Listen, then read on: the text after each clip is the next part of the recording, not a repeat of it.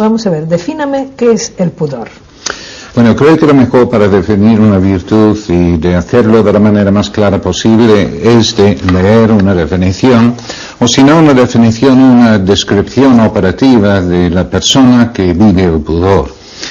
Una persona que vive el pudor reconoce el valor de su intimidad y respeta la de los demás, mantiene su intimidad a cubierto de extraños, rechazando lo que puede dañarla, y la descubre únicamente en circunstancias que sirven para la mejora propia o ajena.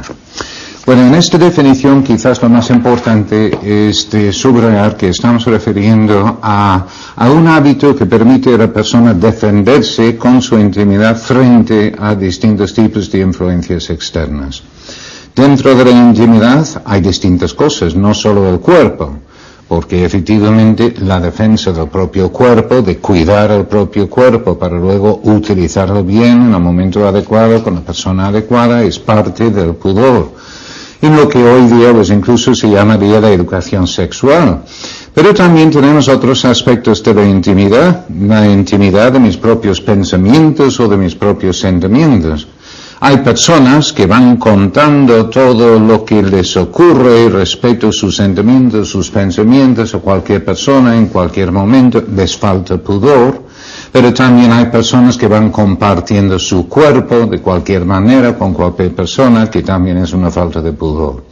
El pudor, en una palabra entonces, es esa virtud que permite que uno está en posesión de los aspectos más íntimos de uno mismo, y uno aprende a utilizarlos únicamente, en términos generales, cuando uno cree que haciéndolo uno va a ayudar a otras personas a mejorar, o que uno puede terminar mejorándose uno mismo también. Bueno, yo creo que casi ya hemos acabado. Todas las preguntas que yo tenía casi, bueno, vamos a ver. Hoy en día oímos mucho, pues sobre todo a los personajes públicos, ¿no?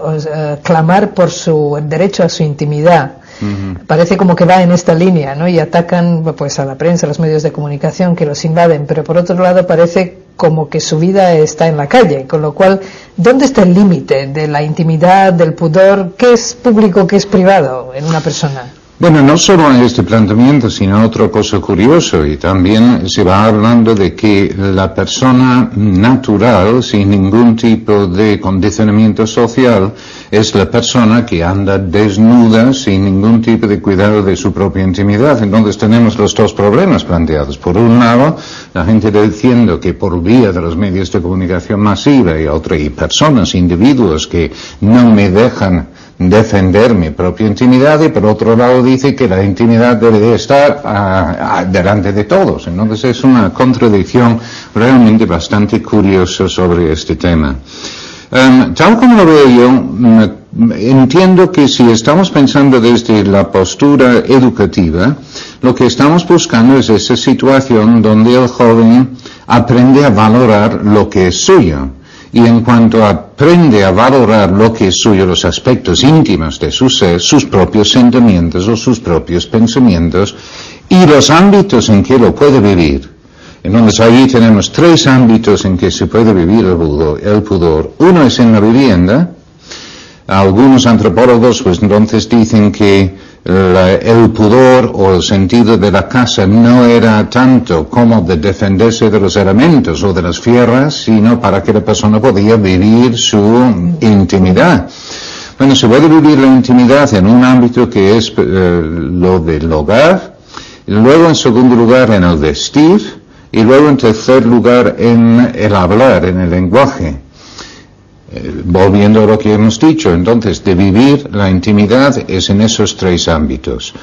¿Cuáles son los peligros desde fuera de que alguien se va a meter dentro de mi intimidad? Principalmente dentro de mi hogar. Porque no me pueden obligar a hablar de mis cosas íntimas. Y me pueden, por vía del condicionamiento social, pues hacerme pensar que es bueno desvestirme en cualquier situación, es decir, no apreciar auténticamente mi propio cuerpo, pero es mucho más vulnerable desde el punto de vista de que alguien saca de lo que es propio del propio hogar, que es donde uno vive en primer lugar la intimidad.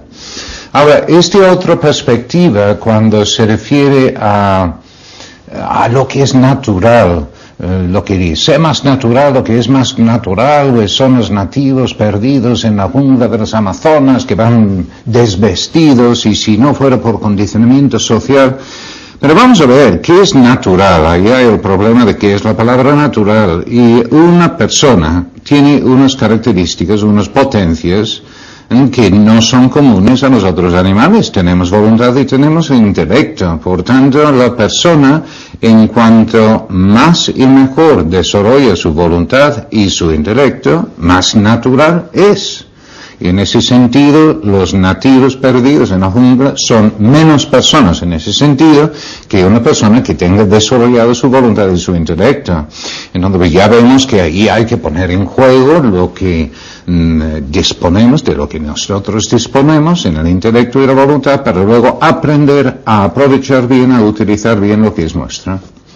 Bueno, el pudor para mucha gente es como una limitación. O sea, si educamos a las personas en el pudor, parece que les estamos limitando, no tanto que no sean naturales, sino que, digamos, les quitamos la espontaneidad.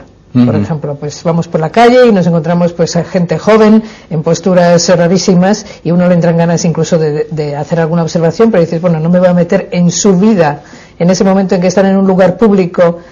¿Eso es una actuación pública, privada? ¿Dónde está la intimidad? No, esto ya son situaciones también de prudencia, que es otra de las virtudes que hemos visto en algún momento, que es precisamente permitir a la persona pensar en cómo debe de actuar en cada momento. Pues hay que tomar una decisión respecto a esta situación que surge en cada momento. En un momento puede ser una falta de prudencia, pues lo de intervenir en una situación con unas personas absolutamente desconocidas en un lugar público, pero en cambio en otros momentos se puede llamar la atención, hay maneras de hacerlo respetuosamente.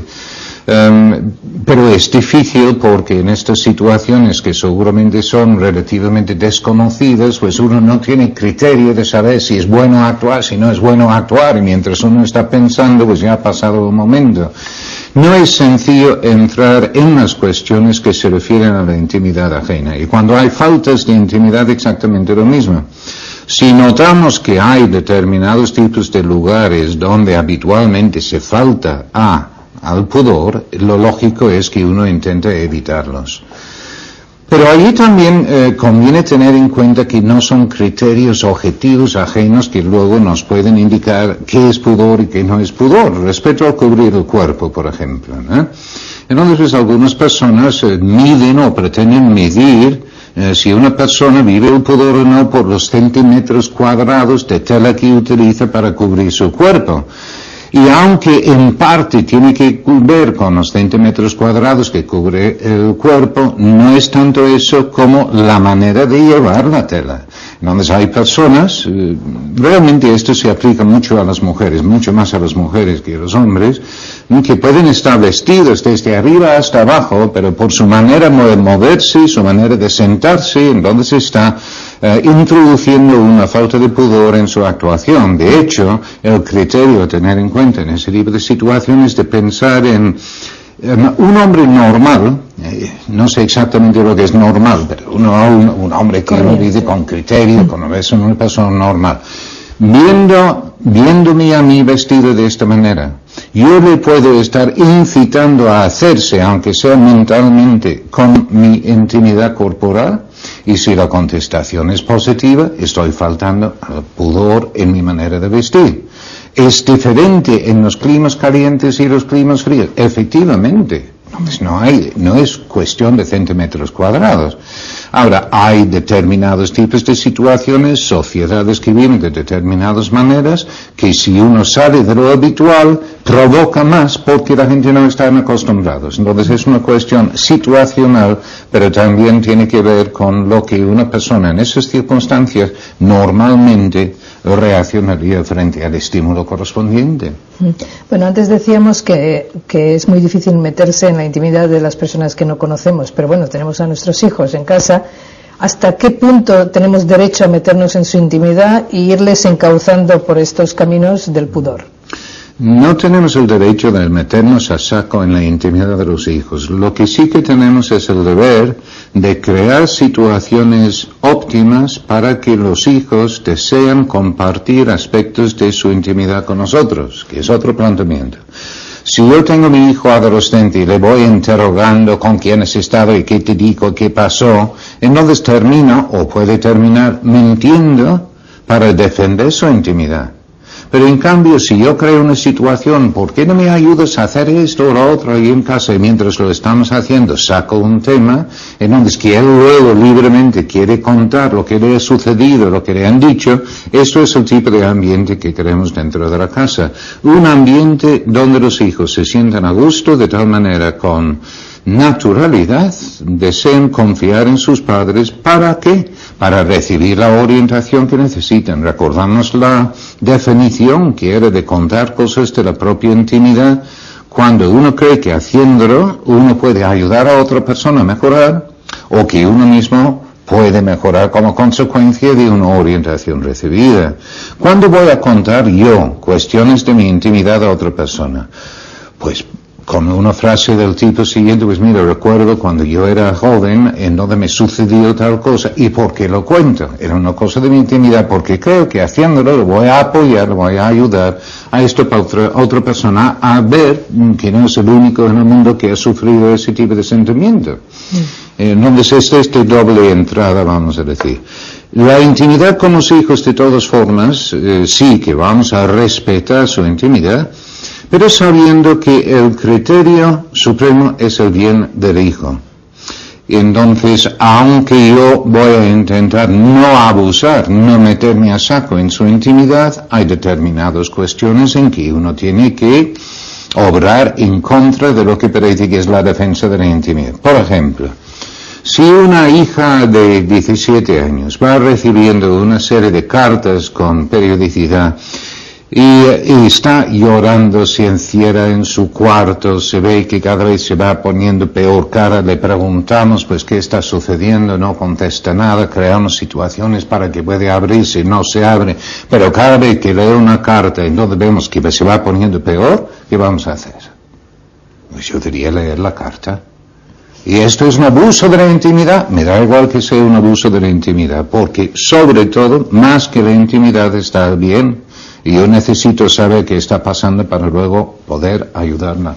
Bien, y ya que en muchos ambientes o en algunos ambientes el pudor está tan desprestigiado, ¿cuáles son los beneficios del pudor? Dígame. Pues aquí yo creo que lo que uno necesita es reconocer que uno quiere estar en posesión de uno mismo y así tener personalidad. ¿Qué es la personalidad? La personalidad yo lo entendería como la suma de los distintos aspectos de la intimidad de la persona. Pensamos en un adolescente que tiene una intimidad, pero posiblemente no lo sabe. Y si no lo sabe, pues es como una persona que le han regalado una maleta, no se le ha ocurrido abrir la maleta y lo pone debajo de la cama. Y dentro de la maleta está lleno de billetes de dinero. Pero él teóricamente es dueño de los billetes, pero como jamás ha abierto la maleta, pues no sabe que lo tiene. Pues ¿qué sucede en esa situación? Lo mejor que puede suceder es que no suceda nada, porque cualquier persona puede entrar, encontrar los billetes y robarle todo lo que es suyo. Lo mismo sucede con la intimidad de los jóvenes. Si no se dan cuenta de que tienen unos pensamientos propios, unos sentimientos propios, un cuerpo propio que es suyo para disponer de ello como ellos quieren, otras personas pueden ir robándoselo con una facilidad enorme, de tal manera que terminan siendo personas que se dejan llevar únicamente por sus tendencias básicas y dejan de tener personalidad. Entonces este es uno de los grandes méritos de poder desarrollar el pudor. Y también respecto al aspecto del cuerpo. Entonces uno dice, pues todo esto de la educación sexual, ¿realmente de qué se trata? Pues la educación sexual, de la misma manera que enseñamos a los hijos a utilizar su cabeza o utilizar las manos para luego escribir, también hay que enseñarles a utilizar bien su cuerpo. No es una cosa más complicada que esto, donde no sé realmente por qué hace falta especialistas, ¿no?, en toda esta temática, cuando es una cosa más dentro de la educación, pero es un aspecto íntimo. Como es un aspecto íntimo y donde se defiende especialmente la intimidad es dentro del hogar, en el vestir y en el hablar, pero especialmente dentro del hogar, pues donde hay que realizar esta educación, pues dentro del hogar, porque es el lugar íntimo donde se pueden tratar las cosas con la máxima naturalidad que hace falta para estos temas. Pero ¿por qué la educación sexual? Para que la persona esté en posesión de su propio cuerpo, para que aprenda a utilizarlo adecuadamente, que no se deje llevar por sus tendencias básicas como cualquier animal, que tiene sus instintos y sigue sus instintos. Pero los hombres, las mujeres, tenemos voluntad y tenemos intelecto, pues tenemos que utilizarlo adecuadamente. Bueno, usted ha viajado por todo el mundo y ha estado en contacto con educadores de todo tipo. El pudor a veces lo asociamos con lo moral, con lo religioso, pero gente que no tiene esa base también defiende el pudor. ¿Y qué razones dan como positivas para que una persona tenga pudor? Al margen de De hecho, es difícil que una persona que no tenga fe sobrenatural reconozca la importancia del dominio del propio cuerpo. Porque si no se entiende que el fin... vamos a ir por partes, porque si yo pregunto a uno, ¿cuál es el fin del comer? Pues el joven me puede contestar, pues, llenarse de comida. Pues es una contestación un poco tonta, vamos, no es el fin del comer. La función del comer, pues no es eso. No, la función del comer es alimentar el cuerpo. Pues efectivamente, esto es la función del comer. Ahora bien, Dios ha puesto placer en el comer, menos algunas comidas escolares, ¿verdad? Pero normalmente ha puesto placer en el comer para llevar a la persona a cumplir con la función. Si realmente comer fuese una cosa desagradable, pues quedaríamos raquíticos o nos moriríamos de hambre. Pues ¿cuál es la función de la relación sexual? ¿Es buscar el placer? No, este es un objetivo que yo puedo plantear. ¿Cuál es la función? Crear niños, pues efectivamente. Ahora bien, Dios ha puesto placer en la relación sexual para que los hombres cumplamos con esa función, y si no fuera agradable, no habría niños. Ahora bien, con el fin del placer, y nada más que del placer, y si la persona no tiene, por tanto, un fin superior en su vida, entiende que el único fin es el placer, es un planteamiento puramente freudiano, que sigue teniendo mucha influencia en los tiempos actuales, entonces no tiene ningún sentido el controlar el propio cuerpo. A menos que uno cree que por hacerlo, pues uno logra mayor placer en algún momento, pero no es en el sentido de que lo he explicado ahora, en función del buen funcionamiento del propio cuerpo, de acuerdo con la razón de su propia existencia. Con este planteamiento, entonces, si las personas no tienen fe sobrenatural, es muy difícil razonar o conseguir que luego viven el pudor en ese sentido. No digo que sea imposible, sencillamente que es muy difícil. Bueno, la pregunta es, ¿a qué edad hay que empezar a educar en el pudor? Porque no sé por qué tengo delante de los ojos fotos de niños pequeños, muchas veces desnuditos encima de una mantita, y luego resulta que cuando tienen 14 años hay que explicarles que así no se va por la vida. Entonces, ¿dónde está el límite? O sea, esta especie de pudor con el cuerpo, ¿no? Yo creo que como todas las virtudes, y ya lo repetimos cada vez que hablamos de una virtud, que con los niños pequeños no es la virtud propiamente dicho, sino una serie de hábitos que luego les permiten traducirlo en virtud más adelante. Con el niño pequeño, en relación con el pudor, uno estará buscando que vaya desarrollando unos hábitos pequeños como de no entrar en una reunión de personas desnudo, que llame a la puerta antes de entrar, que no cuente todas las cosas íntimas de mamá a la profesora en el colegio, vamos, cuestiones normales, pero no porque él entiende que esta es una cuestión de su intimidad o de la intimidad familiar, sino que como un hábito, que hay determinadas cosas que se hace o no se hace. Luego, pues entonces uno irá introduciéndolo dentro del campo de la información, y uno verá que en torno a los 6 años conviene que el niño sepa que el bebé está en la barriga de mamá, que hay que dar una información adecuada a cada niño de acuerdo con sus circunstancias. Siempre se plantea, es mejor llegar antes o después. Llegar después mal porque puede haber recibido una información incorrecta desde otras fuentes, especialmente de los parientes, por cierto. Y luego también es posible que uno va despertando una curiosidad malsana, introduciendo la información cuando no conviene.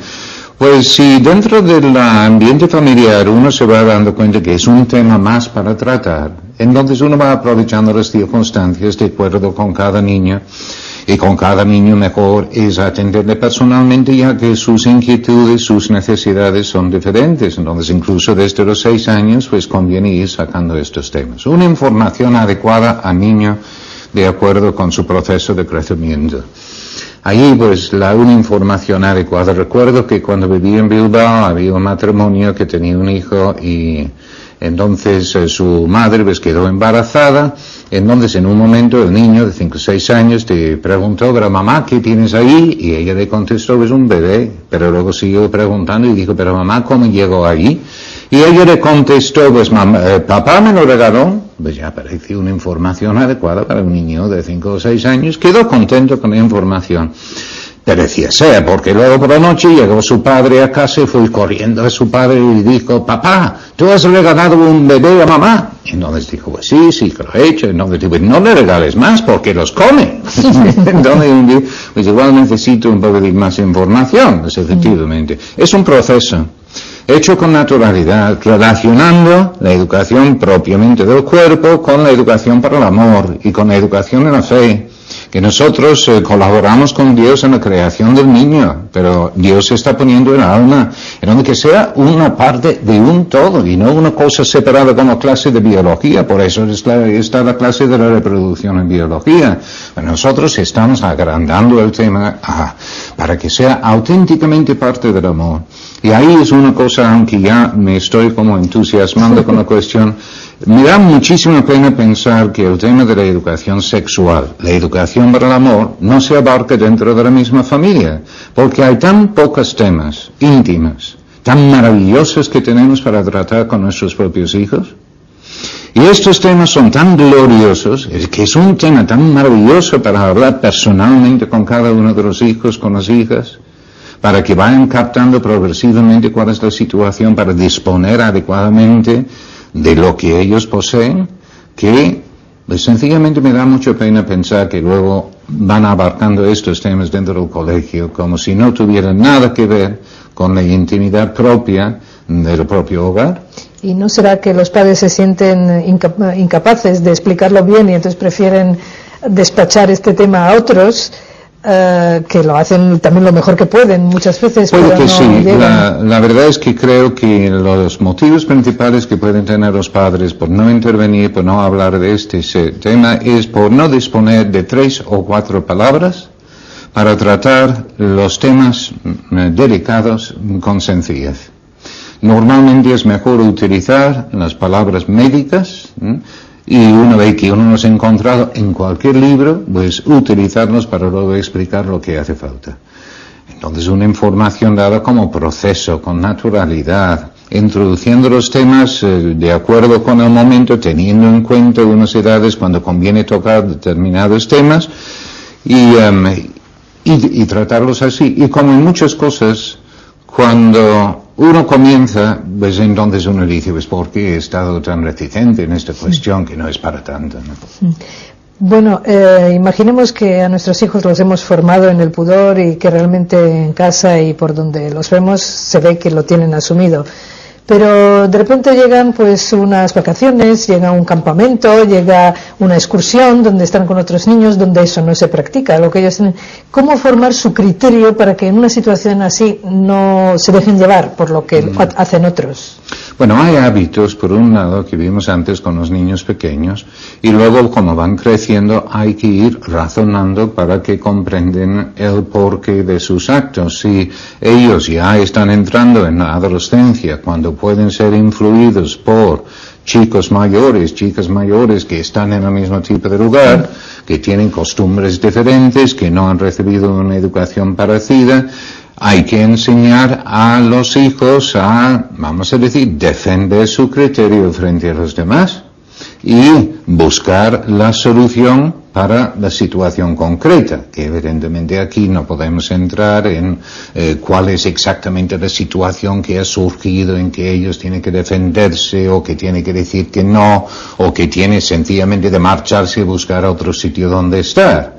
Pero desde luego, si están en la casa de unos amigos, donde tienen costumbre de dejar a los hijos ver todas las películas, y ellas saben que ya son unas películas que en casa no ven, pues uno les enseña a decir, cuando hay una película, decir que uno está cansado y que uno va a la cama, si esto es el caso, ¿no?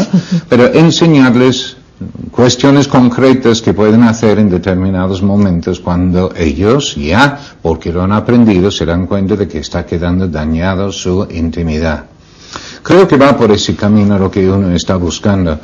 Pero de todas formas, el poder de las circunstancias en que están, con las personas que están, es enormemente fuerte. Y por eso también los padres tenemos la responsabilidad de intentar ir introduciendo a nuestros hijos en agrupaciones de personas cuyos padres comparten los mismos tipos de valores que nosotros. Bueno, hemos tocado el tema de los amigos, así que nuestro próximo tema va a ser la amistad. Gracias. Muy bien.